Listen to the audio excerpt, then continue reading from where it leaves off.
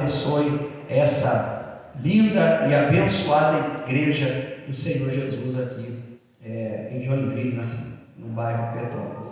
Amém? Irmãos, eu quero trazer uma palavra ao coração da igreja. Quantos creem que Deus vai falar conosco nessa noite? Então fale bem alto assim: Jesus. Jesus. Mais alto, irmão. Jesus. Jesus. Fala comigo. Fala comigo. Eu estou pronto a ouvir a tua voz. Amém. Glórias a Deus. Meus irmãos, eu quero olhar para esse texto nessa noite de Atos, capítulo de número 5, que é onde está inserido esse tema tão bonito que os irmãos oraram, e é o campo, o tema do campo aqui, é um projeto da cidade. E o que nós temos em Atos 5 e 42? O que Atos 5 e 42 nos mostra em relação à igreja primitiva? Eu quero trabalhar dentro desse prisma, dessa perspectiva. Eu quero partir desse pressuposto. O que Atos 5 e 42 nos mostra em relação à igreja primitiva?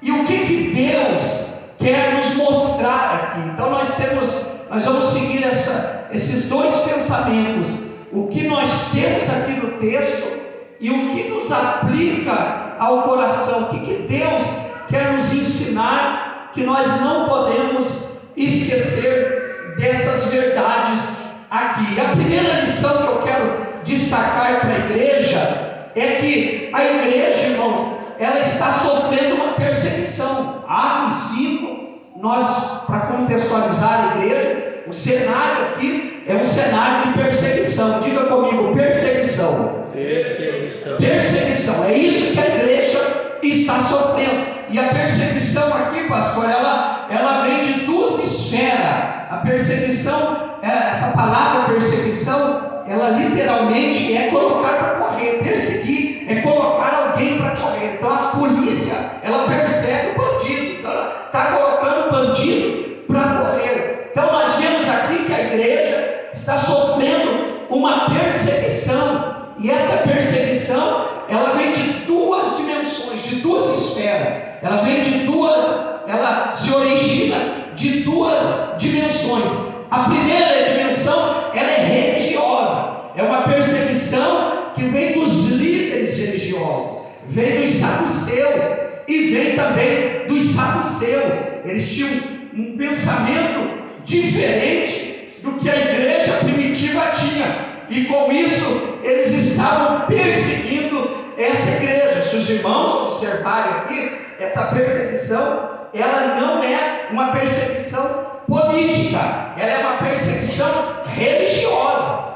Mas a igreja também sofre uma perseguição política, como é o caso de Atos 12, versículo 1. Por aquele mesmo tempo, o rei, o governador, o líder daquela nação, Herodes, estendeu as mãos sobre alguns da igreja para os maltratar. Em Atos 12, nós temos uma perseguição política. Mas aqui em Atos capítulo 5 e o versículo 42, o quadro é de uma perseguição religiosa. Os cristãos estavam sofrendo uma perseguição. E o que eu queria que os irmãos notassem aqui, a título de introdução: o que a igreja, o que os saduceus,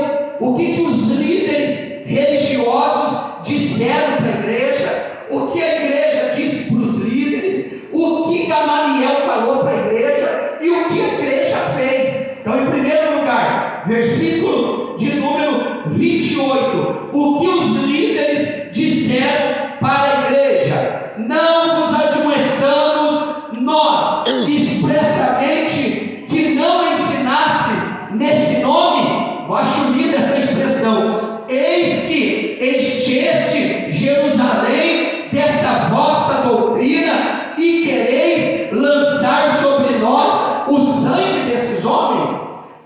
Essa foi a mensagem dos líderes. Qual foi a reação da igreja? Qual foi a mensagem da igreja? A igreja não foi para as redes sociais, a igreja não foi para a internet para buscar defesa. Olha o que a igreja fez, versículo 29. Porém, respondeu Pedro e os apóstolos disseram: mais importa obedecer a Deus do que aos homens. Aleluia! Bendito seja o nome do Senhor. Então nós temos a mensagem dos saduceus, a mensagem da igreja. Agora nós temos a mensagem de Gamaliel, versículo de número 37. Depois, versículo 36. Porque antes desses dias levantou-se Teudas, dizendo: se alguém a este se ajuntou, dizendo ser alguém, a este se ajuntou o número de uns 400 homens, o qual foi morto, e todos que deram ouvido foram dispersos e reduzidos a nada. Versículo 38. Agora vos digo: dai mão a estes homens e deixai, porque se este conselho ou esta obra é de homens, vai se desfazer. Versículo 39. Mas se essa obra é de Deus, não poderei desfazer, para que não aconteça seres também achado combatendo contra Deus. Nós temos aqui o conselho da igreja, nós temos o conselho dos líderes, nós temos o conselho de Gamaliel. Agora nós temos a atitude da igreja. Versículo 42. Todos os dias no templo e na casa não cessavam de ensinar e de anunciar a Jesus Cristo. Louvado seja o teu nome, Senhor Jesus Cristo. Aleluia. Meus irmãos, com essa introdução, a primeira coisa que eu quero destacar com a igreja é que nós não podemos ter medo das perseguições. Oh, glórias. Aleluia. A igreja não pode ter medo das afrontas. Nós não podemos ter preocupação, porque Jesus Cristo nos preveniu em João 16 e 33, dizendo: tende bom ânimo, no mundo tereis aflições, mas tende bom ânimo, porque eu venci o mundo. Nós não podemos ter medo de anunciar o Evangelho, porque o que vai acontecer com nós, ou o que vai deixar de acontecer, não importa. O importante é que a palavra de Deus prevaleça. Um certo missionário chamado Dr. Zinzendorf, ele disse assim: a minha missão é pregar o Evangelho, não importa o que aconteça comigo, o importante é que a palavra de Deus prevaleça. Aleluia. Louvado seja o teu nome, Senhor. Se nós começarmos a nos preocupar o que vai acontecer com nós, milhões de pessoas morrerão sem Deus e sem esperança. Você já parou para pensar, meu irmão, minha irmã, se Jesus tivesse parado e pensado o que iria acontecer com ele? O que teria acontecido com nós? Se Jesus tivesse parado e pensado: vou ser crucificado, vou ser maltratado, vou ser acusado, então eu desisto disso, todos nós estaríamos nas mãos de milhões e milhões de falsos deuses, condenados eternamente para o inferno. Porque a missão não é você pensar o que vai acontecer com você, missão é você pensar o que vai acontecer com as pessoas que estão no mundo se nós não fizermos alguma coisa.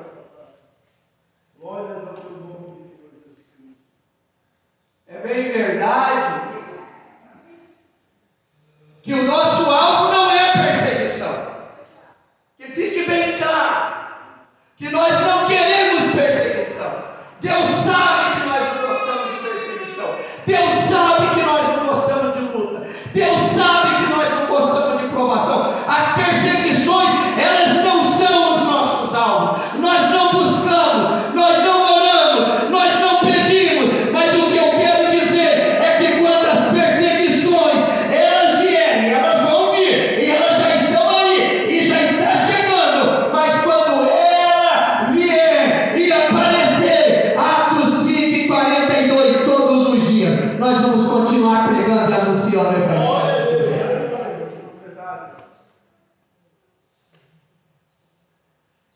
Nós devemos, irmãos,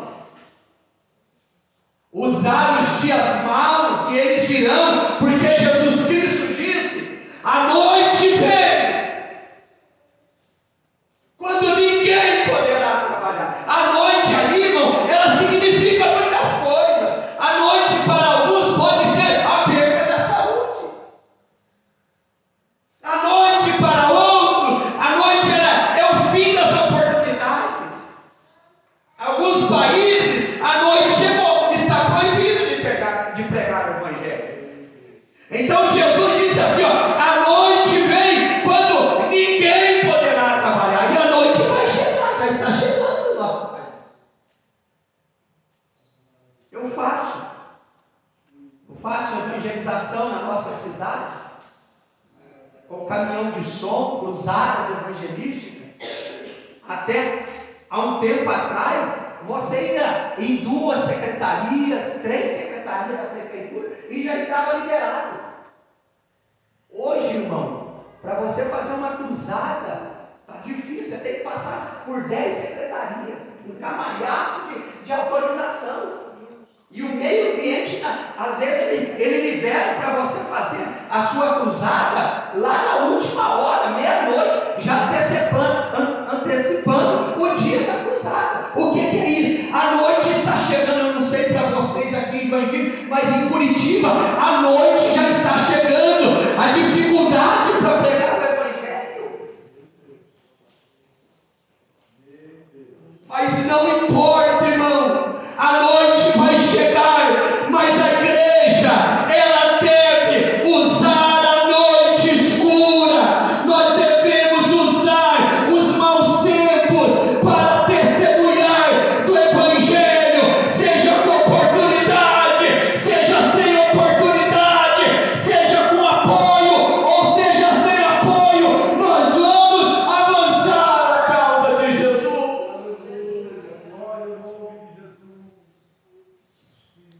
Paulo, ele escreve em Filipenses 1:12, e quero, irmãos, que saibais que as coisas que me aconteceram contribuíram para o maior proveito do Evangelho.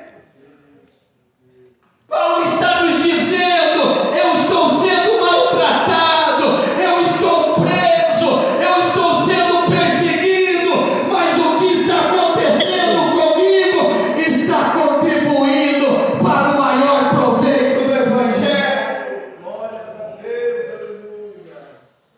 Louvado seja o nome do Senhor Jesus. Aleluias. Louvado seja o nome. Eu conheço pessoas, irmãos, lá na primeira congregação que eu passei dirigindo, eu conheci um casal com corpo físico enfraquecido, doente, vieram fazer tratamento, mas um dia eles chegaram e disseram: nós não podemos ficar aqui, eu não aguento mais, o meu coração está queimando por missão, e eu preciso ir para o interior pregar a palavra. E eu disse: mas irmão, e a tua saúde? Da minha saúde o Senhor cuida, eu preciso pregar a palavra. E foram lá, irmãos, com a saúde física enfraquecida, mas estão lá a 240 quilômetros de Curitiba, mato adentro, pregando a palavra de Deus.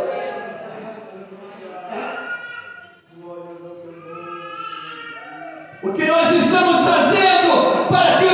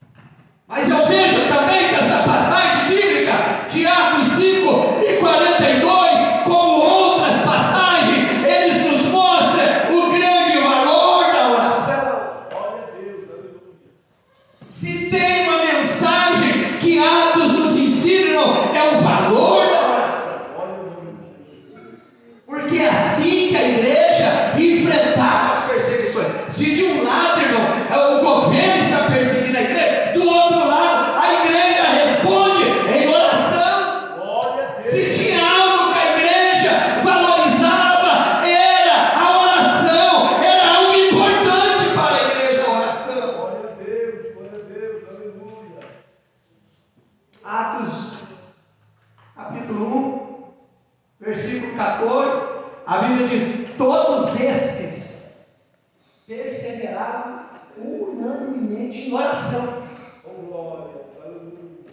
Atos capítulo 2, versículo 42, a Bíblia fala que a igreja primitiva, ela perseverava em 4 áreas. A Bíblia fala, e perseveravam primeiro na doutrina dos apóstolos, segundo no partir do pão, em terceiro lugar na comunhão, e em quarto lugar ela perseverava na oração. Glória ao nome de Jesus, aleluia. Atos capítulo de número 3, versículo 1, a Bíblia diz, Pedro e João subiam juntos ao templo a hora da oração.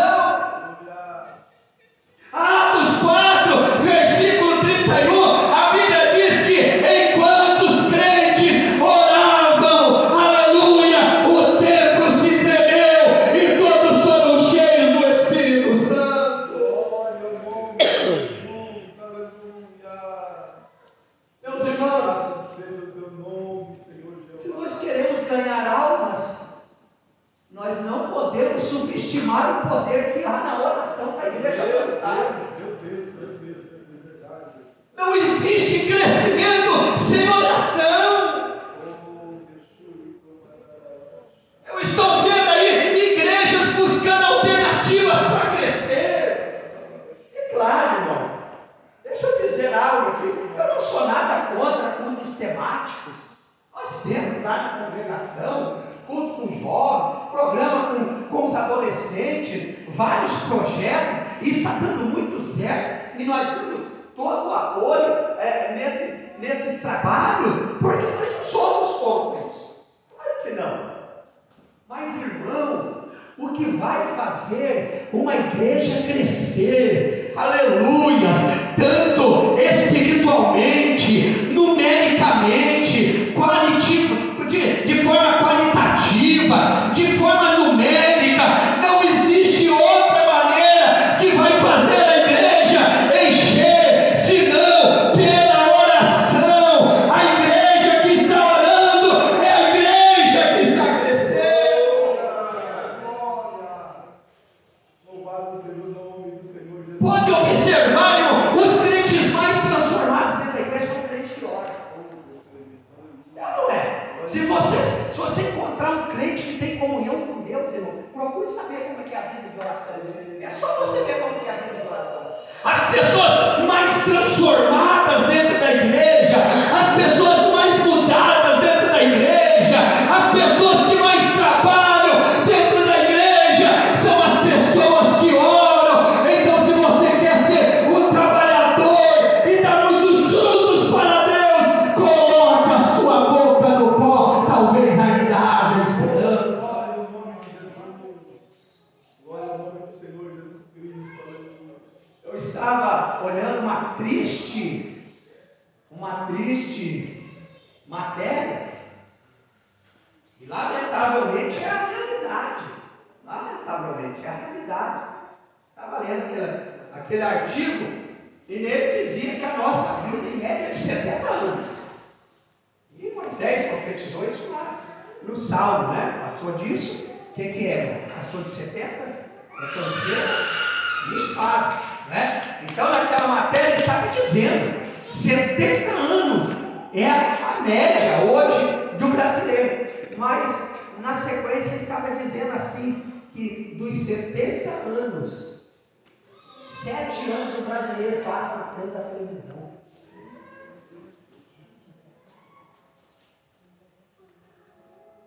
Você já pensou nisso, irmão? Quanto tempo que nós gastamos em coisas sem importância.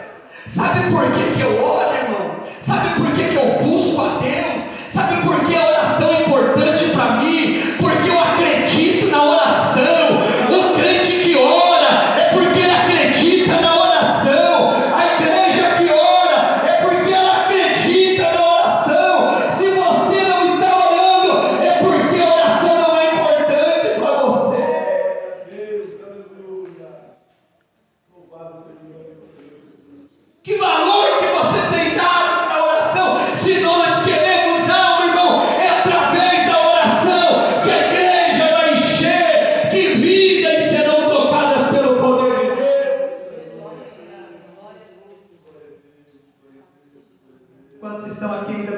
Diga amém. Você ainda quer continuar ouvindo a voz de Deus? Diga amém. Eu passei bastante tempo hoje estudando esse texto. Aleluia. Mas, irmãos, uma coisa que eu tenho observado, eu só vou atrás daquilo que me interessa. Um crente que não ora, uma igreja que não ora, porque não é interessante para ela. Você só vai atrás daquilo que é importante para você.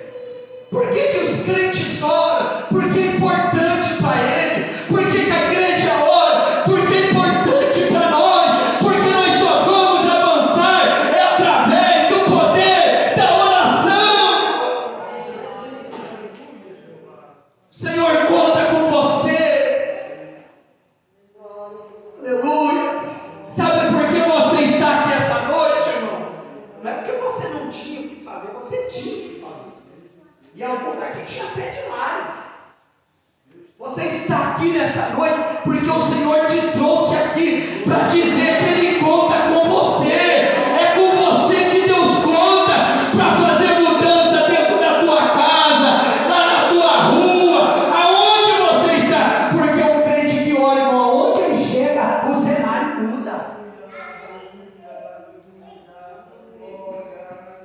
Eu dirigi uma congregação até um mês atrás.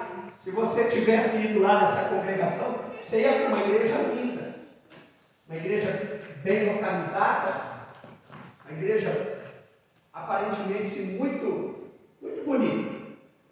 Olha como que Deus trabalha, irmão.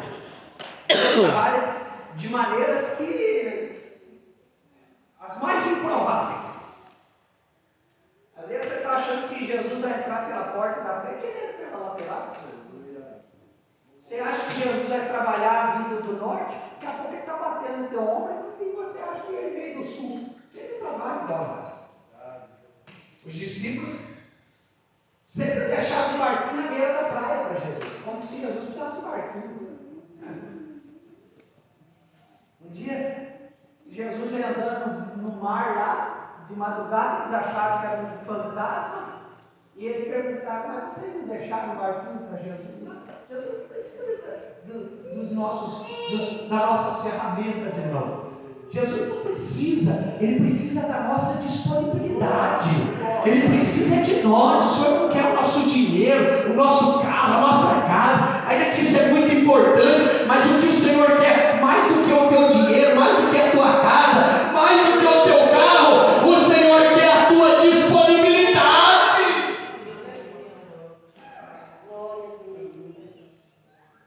E aí, não é? Às vezes eu percebo, antes de voltar ao testemunho dos improváveis, às vezes eu faço visita na casa dos irmãos, e o pastor já deve ter vivido essa experiência aí. A gente chega, eu cheguei agora numa congregação, ontem fez mês, 2 meses, né? Estou lá 60 dias na congregação. E sempre acontece isso, de pessoas assim que você se apresenta para você, pastor, olha, eu estou aqui nessa igreja, estou para trabalhar, estou para ajudar, mas na fala da pessoa, irmão, é como se ela tivesse assim, pastor, o senhor conta comigo, mas não conta demais não, tá? Olha, eu estou nos cultos de domingo, eu estou só na escola, sabe aqueles crentes de ocasião? Olha, pastor, eu estou em certas ocasiões aqui, o senhor conta comigo, mas não conta demais não. Já viu isso, pastor?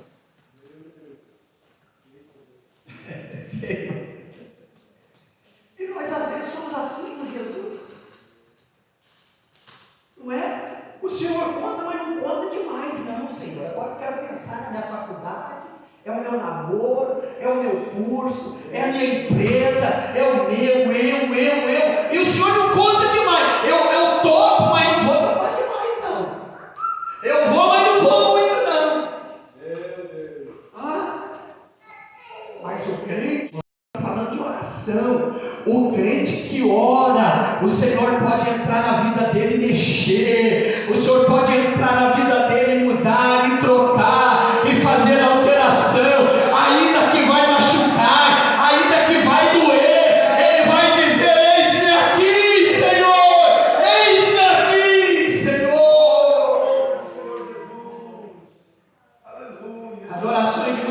está igual de Agostinho, me muda, mas não muda agora não. Tem essas orações, eu não tenho oração, Senhor me muda, mas não muda agora não. Outro ano o Senhor pode contar comigo. Mas quando nós oramos, o Senhor mexe em área que nós não queríamos que Deus mexesse. A oração é perigosa, pastor, eu descobri isso essa semana. Se tem uma coisa que é perigosa, é a tal da oração. Orou, quando eu vejo um crente falando mal de outro, irmão, e o que está sendo alvo de crítica resolve orar, eu não tenho dó dele, eu tenho dó de quem está falando. Quando eu vejo um crente falando mal de igreja, e o pastor chega na igreja e fala, irmão, vamos só orar. Já me dá um escalafrio só em pensar que agora esse negócio de orar é perigoso. Aleluia! Glória a Deus! Irmão, sabe onde que a igreja está mais crescendo no mundo?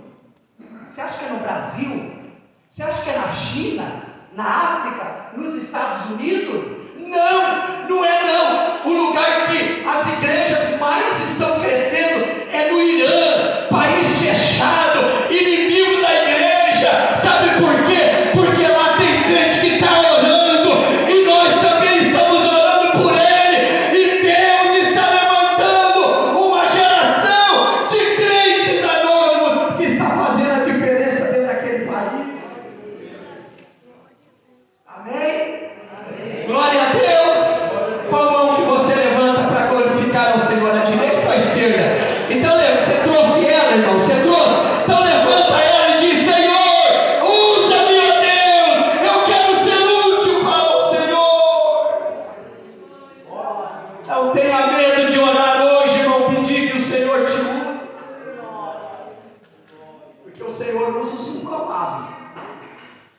Eu cheguei lá naquela congregação há 4 anos atrás, Jardim Itamaraty, e eu apresentei um projeto para a igreja de evangelismo. Irmão, quando viram o projeto, eu estou saindo, foi cuidado, aquela coisa. E Deus levantou um irmãozinho lá, um irmãozinho venezuelano.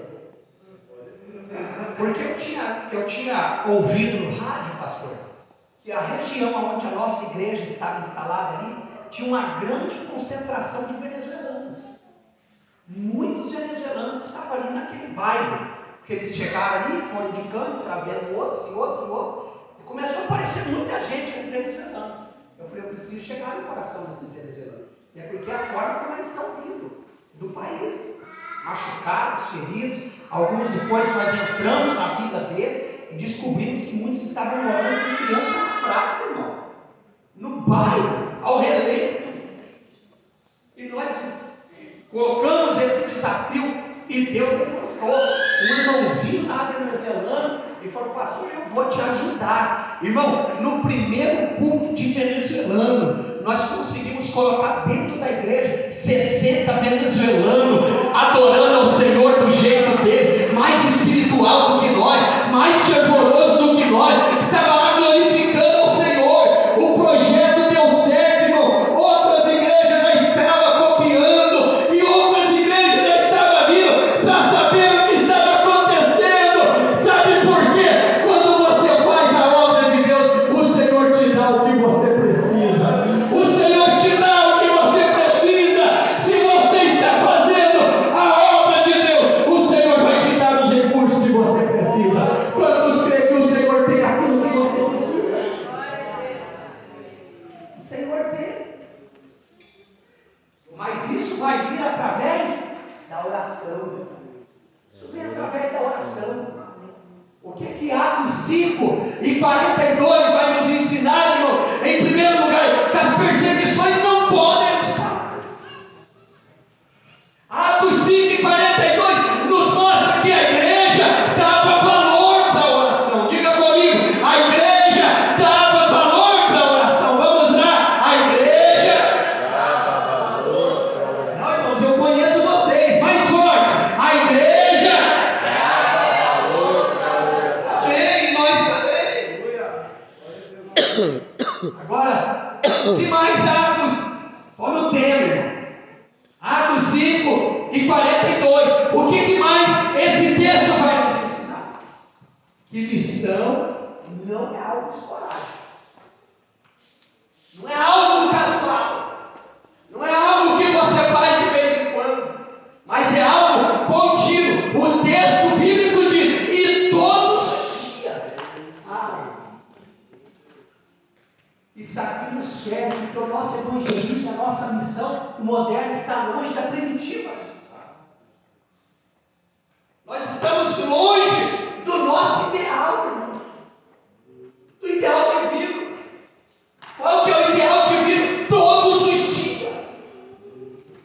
A igreja pregava. Aqui nós temos a imagem de uma igreja viva. Qual é a imagem da igreja viva? Todos os dias. Eles faziam duas coisas. Quais eram? Eles pregavam e ensinavam. Essa palavra pregar na Bíblia, ela aparece 143 vezes. A palavra ensinar, ela aparece 217 vezes. Ensinar, eu ensino a igreja. Pregar, eu prego para o mundo. A igreja, ela fazia missão interna e missão externa. Enquanto eles estavam na igreja, nos templos, eles estavam ensinando. Mas de casa em casa, eles estavam pregando. Eles estavam na igreja. Porque uma coisa eu já entendi, pastor. Quando eu vou na igreja, eu não estou fazendo missão. Eu vou fazer missão. Onde você vai? Eu vou na igreja. Não, você não vem aqui fazer missão. Você vem aqui para ser edificado. Você vem aqui para ser confrontado. Você vem aqui para ser confortado. Você vem aqui para adorar a Deus. Então nós viemos aqui para aprender. E o que nós vamos para aprender, nós saímos daqui para proclamar. Você veio aqui para receber munição. E essa munição é a palavra de Deus, que ela deve ser levada para o mundo lá fora. A igreja tinha esse objetivo, irmão. Está aqui, ó, de pregar e ensinar. E não era qualquer mensagenzinha aí que a gente está vindo de coach, não. Hoje está cheio de coach. Eles pregavam porque qual que era a mensagem deles? Eles pregavam, eles tinham um tema. Qual que era o tema da mensagem deles? Eles pregavam a Jesus. Diz que alguém foi lá no tabernáculo da fé para ver Spurgeon pregar. E as pessoas viajavam quilômetros e quilômetros para ouvir aquele homem pregar. E alguém foi lá e quando voltou, alguém perguntou: você viu Spurgeon? E ele respondeu assim: eu vi Spurgeon até a hora que ele começou a pregar. Depois que ele começou a pregar, eu só vi Jesus. Aleluia! O crente não tem outra coisa para falar, irmão, a não ser de Jesus.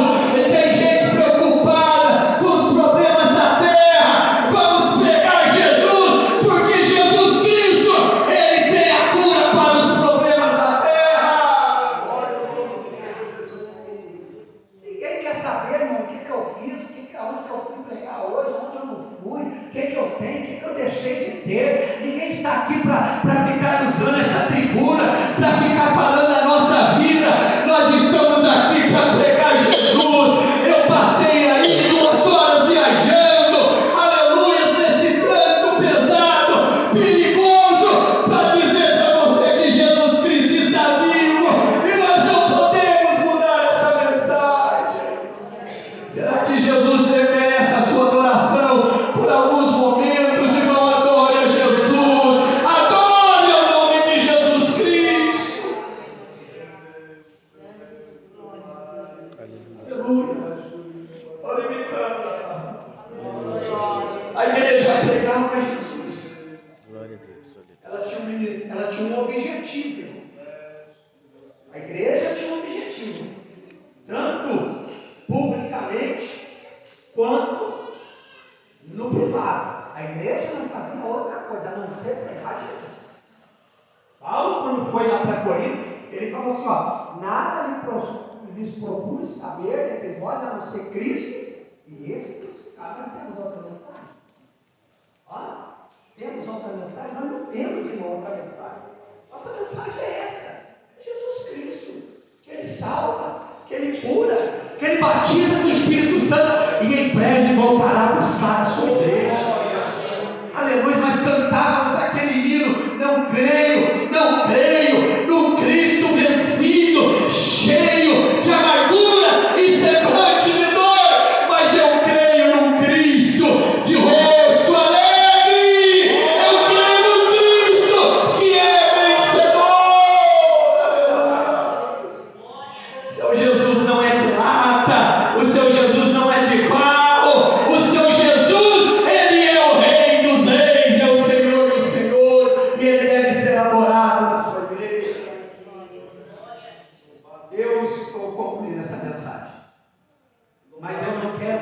rapidinho, sem fazer 2 ou 3 observações. Se der tempo, até 4. Mas é rapidinho eu faço essas observações. Primeiro, irmão, fazer missão é imperativo. É uma ordem imperativa de Jesus. Glória a Deus, aleluia. Fazer missão é uma ordem imperativa de Jesus. Se é imperativo, eu posso questionar. Tem coisa que eu decido se eu vou fazer ou não. Missão não. Um crente que não está fazendo missão, ele está quebrando uma ordem que o próprio Jesus lhe deu. E eu não sei onde que eu li isso, mas eu gostei, mas ao mesmo tempo eu fiquei estarrecido, porque alguém falou assim, ó, dos 12 discípulos, o único que não evangelizou se tornou um traidor.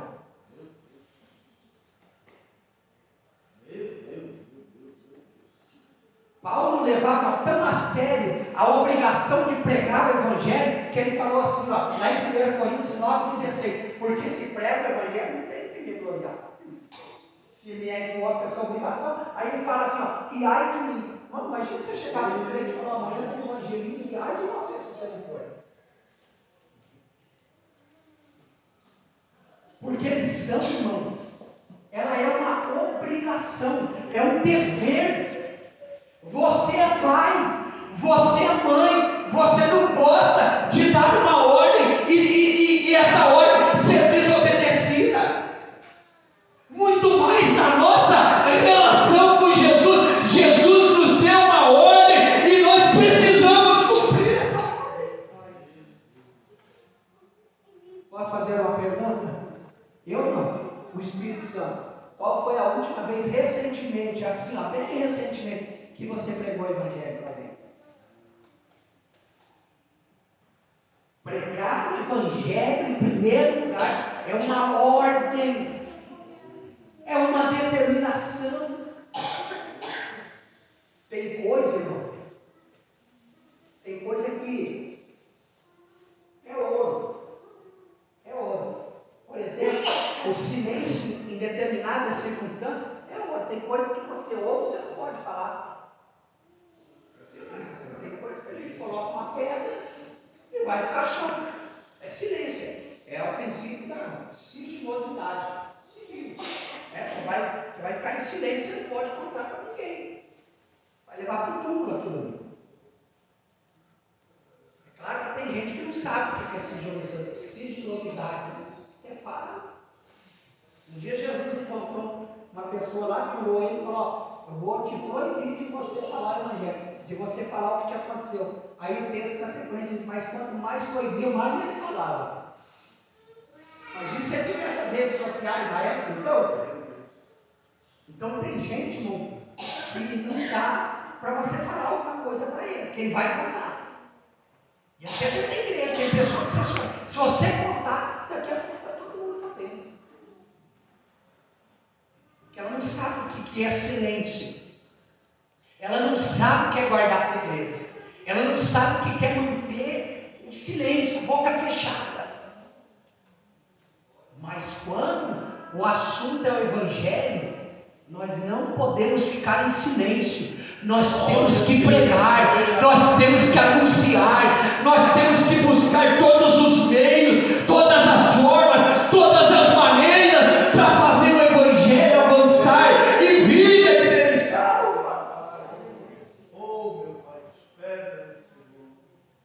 A maioria dos crentes, irmãos, está em silêncio com relação ao Evangelho. No trabalho, em casa, na rua, na faculdade, está em silêncio.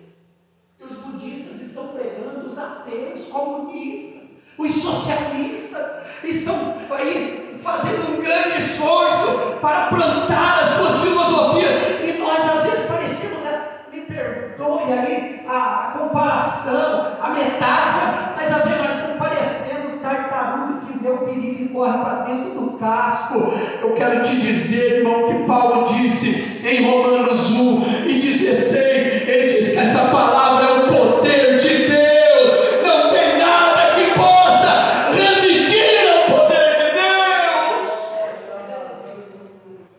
Por que você está com medo? Se a igreja tem a mensagem mais poderosa. Em segundo lugar, irmãos, pregar em primeiro lugar é uma ordem imperativa do Senhor. Não é do pregador, não é do pastor, conversão, não é de Calvino, nem de Lutero, é de Jesus, saiu dos lábios dele. 5 vezes Jesus falou. Opa, pera lá. Se essa ordem aparece 5 vezes, irmão, se fosse só uma já era suficiente. Mas 5 vezes. Porque a coisa é séria. A coisa é séria. Nós viemos aqui essa noite para ser confrontados. O Evangelho não pode parar em nós. Não pode parar em mim. Alguém disse que uma pregação levou 3.000 almas no dia do Pentecostes. Hoje está precisando de 3.000 pregações para uma aceitar Jesus. Onde que nós erramos, irmão? Segundo lugar, essa aqui é boa. Essa aqui já dá para dar uma aliviada. Para quem prega o Evangelho. E aí você prepara o teu melhor, glória a Deus, meu irmão. Olha lá que você tem glória a Deus, você está aquecendo, é desde cedo. Hoje eu quero, é agora. Haverá uma recompensa para aqueles que pregam o Evangelho no tribunal de Cristo. Eu vou repetir mais uma vez: haverá uma recompensa para aqueles que pregam o Evangelho de Jesus Cristo.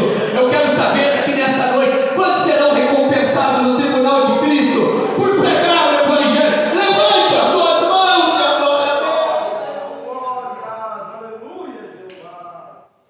Bendito, santo, tremendo, poderoso Senhor. Paulo vai escrever 1 Coríntios, capítulo 2 Coríntios 5, 12, 10 e 11.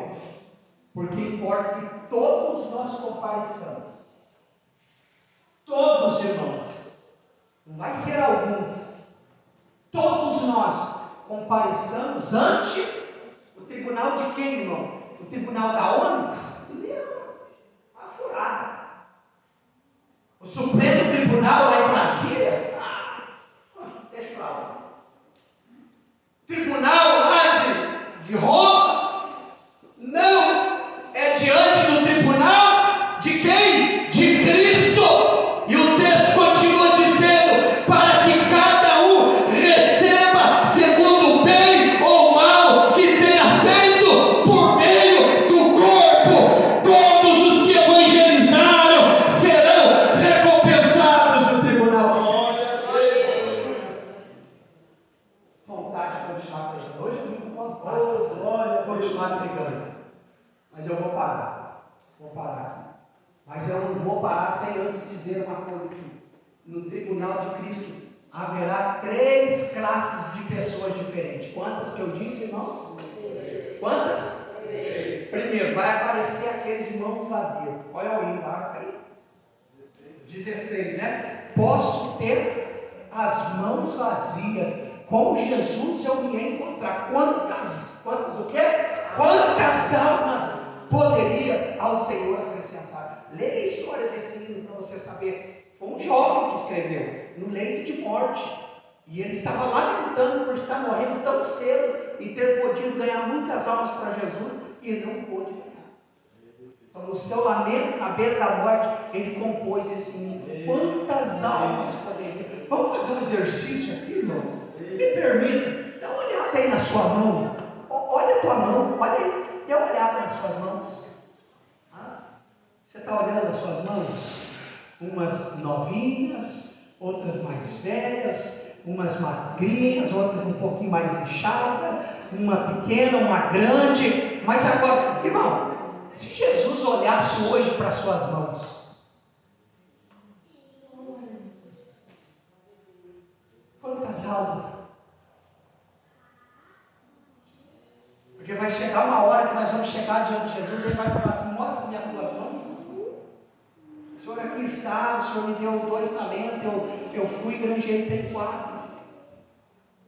Vai chegar outro: Maria, Jesus, o Senhor me deu 4 talentos, eu fui, trabalhei, granjeei, negociei, e aqui estão 8 talentos. Ó, servo bom e fiel, entra no gozo do teu Senhor que está preparado desde a consumação. E assim vai. Mas vai chegar uma hora, irmão, que Jesus vai olhar para a mão de alguém lá e vai falar: mostra as tuas mãos. E as mãos vão estar vazias. E Jesus vai falar: o que você fez com os talentos que eu te dei? O que você fez com a saúde que eu te dei? Eu te dei recurso, eu te dei condições, eu dei tudo, e você enterrou os seus talentos. Servo mau, servo cruel, apartai de mim para o fogo eterno. Primeiro grupo de pessoas que vai estar lá no céu são as pessoas das mãos vazias. E vai ter muito crente lá com as mãos vazias, que podiam ter ajudado e não ajudaram. Sabiam o que era para fazer, mas não fizeram. Sabiam o valor de estar no culto, mas não vieram. Sabiam o valor de fazer lição, mas não fizeram. Sabiam o valor de ofertar, mas não ofertaram. Essa semana uma irmã me procura e fala: pastor, eu não tenho condições de estar em todos os cultos. Quantos cultos você pode estar, irmã? Eu posso 2. Deus sabe que você pode 2, então não venha nenhum deles. Porque se Ele sabe que você pode participar de 3 departamentos e você participa só de um, você vai responder pelos 2. Deus sabe quanto você pode fazer para Ele. Segundo grupo que vai estar lá no céu, no tribunal de Cristo, são aqueles que estão mandando madeira, feno e palha. São aqueles que vão chegar com as mãos, mas não vão receber nada, porque tudo que fizeram para se aparecer.